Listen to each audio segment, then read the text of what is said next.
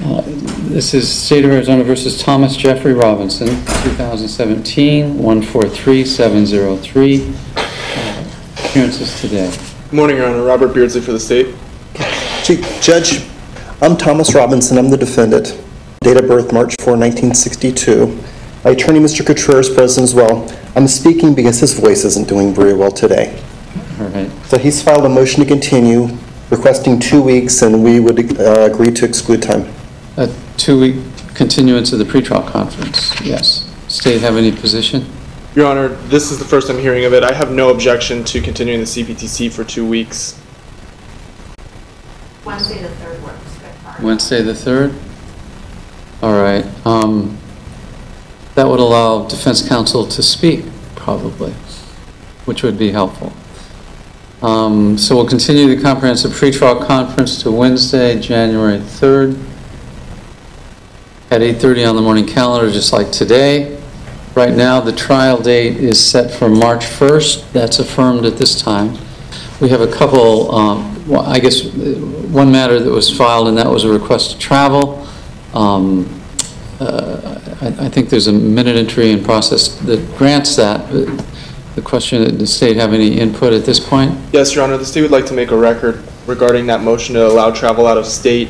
The motion was electronically filed, as I can see, on December 1st of 2017. However, a copy was never sent to the state until your court emailed a copy on December 4th at about 3 o'clock.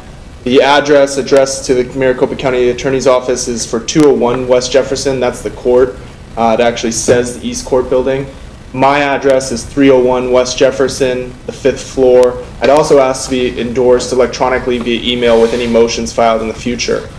Given that I didn't receive notice of this filing until December 4th, I was unable to comply with victims' rights any faster than we did. I had a meeting yesterday with the victim. She is opposed to the out-of-state travel for a number of reasons. She believes that the out-of-state travel is being used for an opportunity to provide the defendant an opportunity to move funds around and also to avoid prosecution. The state takes no position on the motion to travel, but I have an obligation to make the victim's position known. I appreciate that.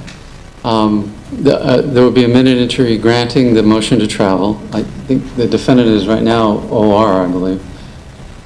So for the days that were described in the motion. $50,000 bond and also court services.